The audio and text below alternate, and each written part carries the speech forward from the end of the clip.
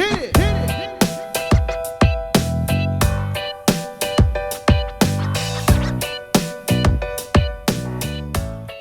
Well, hello there friends, and welcome back to the Marley Bird YouTube channel.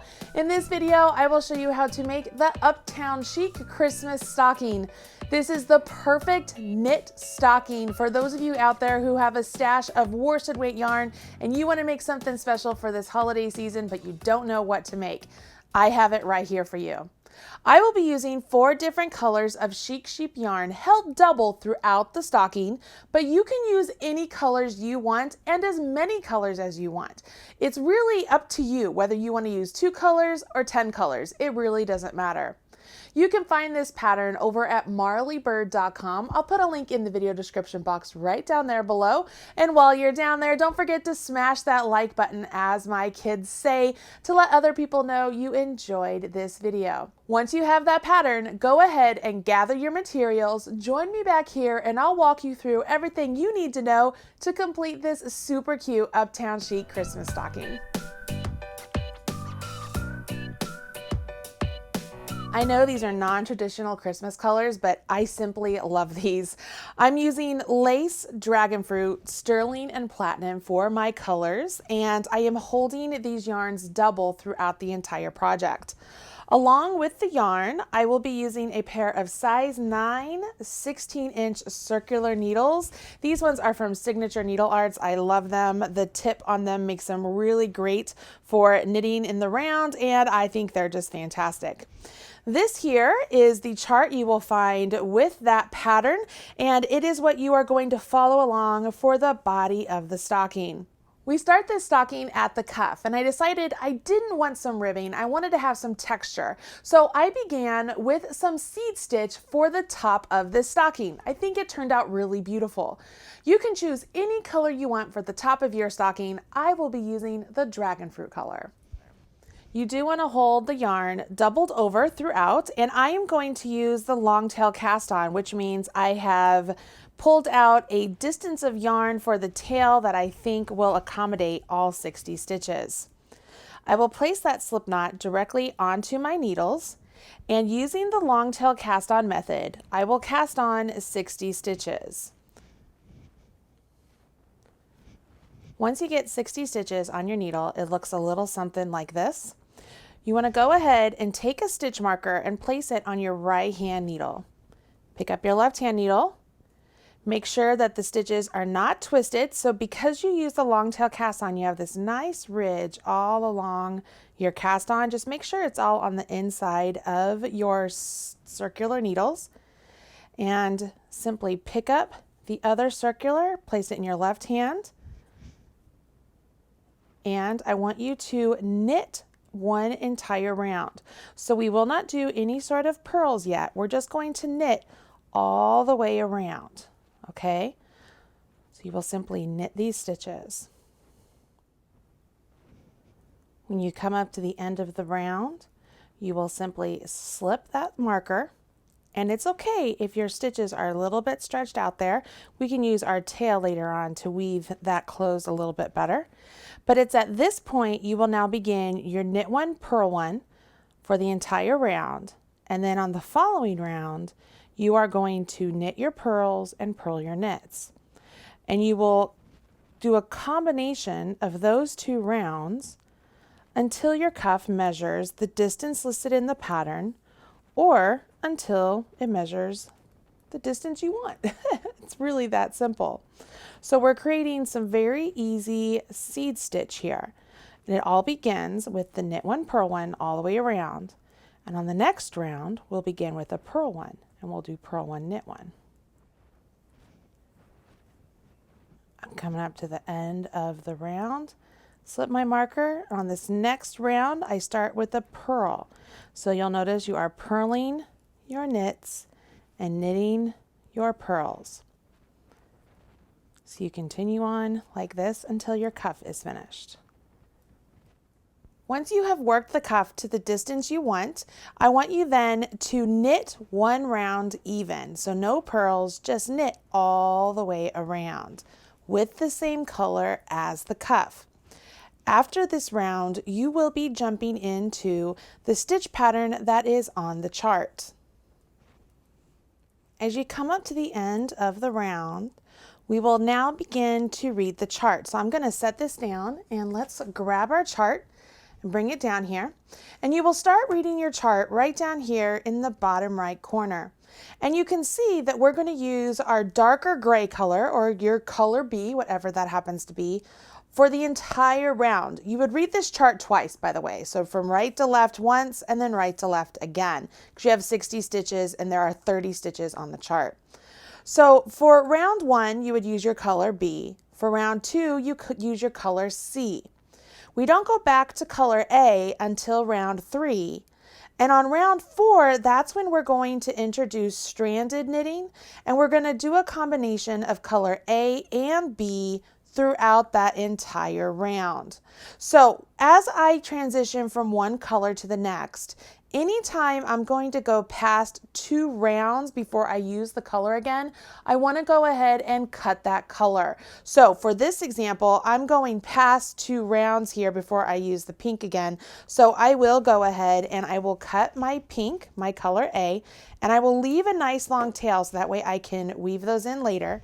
And I will join back in with my color B right here and work a round with just my color B.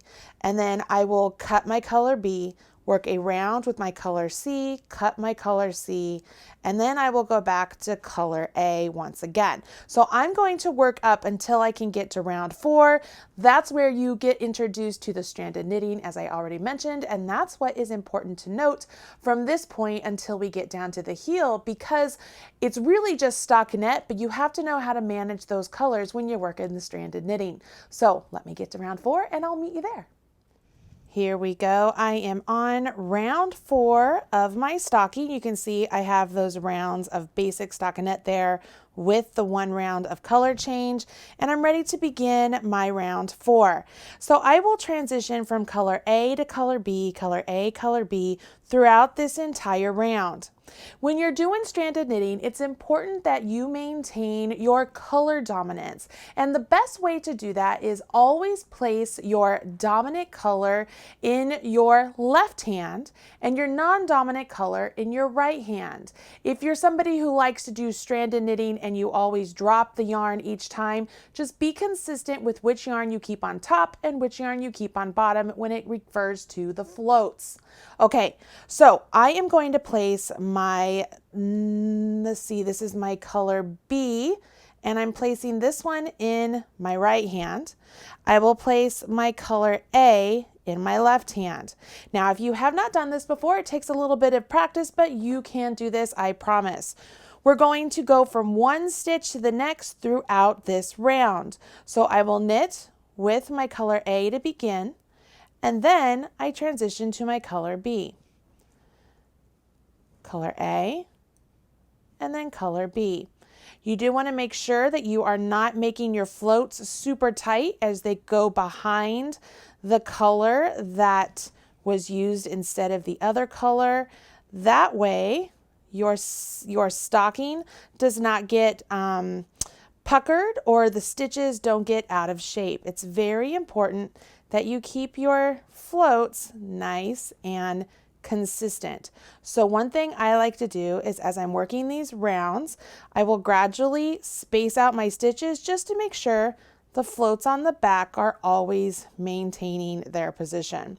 Can you see how there is always right here, this gray is always on top of the pink? All right, I'm keeping that consistent by holding my yarn in my hands this way. If I were to put down my work and pick it back up and then maybe hold the pink in the, oops, I did the wrong color. Hold the pink in the opposite hand, I would get a slightly different look. Now, somebody who is not a knitter might not notice a big difference there, but if you're trying to make sure that your knitting looks impeccable, this is one of those nice little features that you can do. But for this round and for any round you're doing color changes, this is what you want to do. Whenever the pattern calls for one color, you will knit with that color. When it calls for the opposite color, you knit with that color. The biggest thing I want you to note as you get to like this section of the color changes, there are long swaths of stitches here that you don't have any color changes. And when we get to those stitches, I will have you weave in your tail as you go. That way it doesn't snag on anything that you're putting into your stocking. It's a very easy technique. I want to show you how to do that. Let's go ahead, work round 4.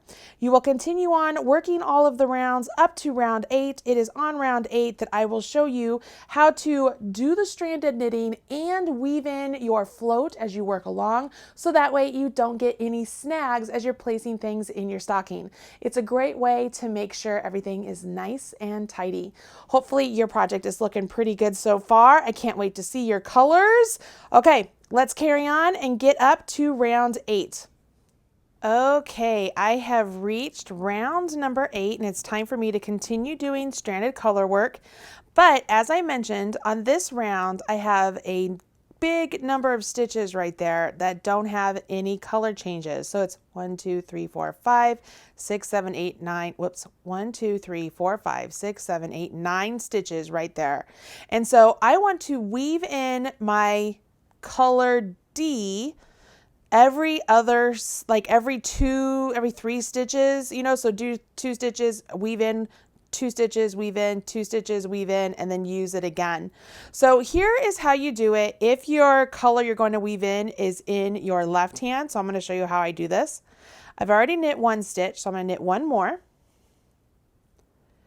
Now I would knit this stitch. This would be this stitch right here. I'm going to go ahead and weave in my color white, my color D, with this stitch. So I'm into the stitch. I take my color D and I go over top of my right hand needle.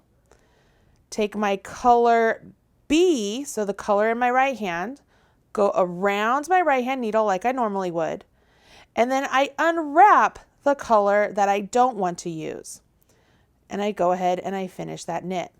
You see how that tucked the color I'm not using right behind those stitches? Let me show you again. Let me get over there. So that would be, those are my 4 stitches from the start.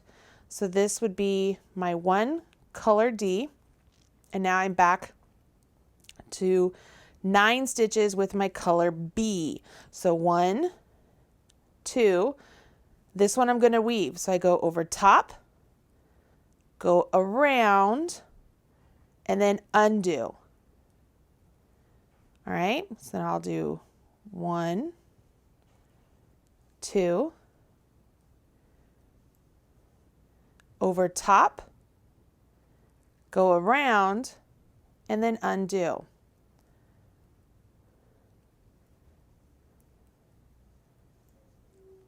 All right, so I got to count here. 1, 2, 3, 4, 5, 6, 7, 8. So this would be 9. So I go in, go over top, go around, and undo. Come out. My yarn is right there waiting, and I continue on. So let's take a look at what we've done. We have these 9 stitches we have just worked with the color that is between this one and this one, right? But I have tucked in my white color along the way so that I didn't have a float that went from right here all the way to over here.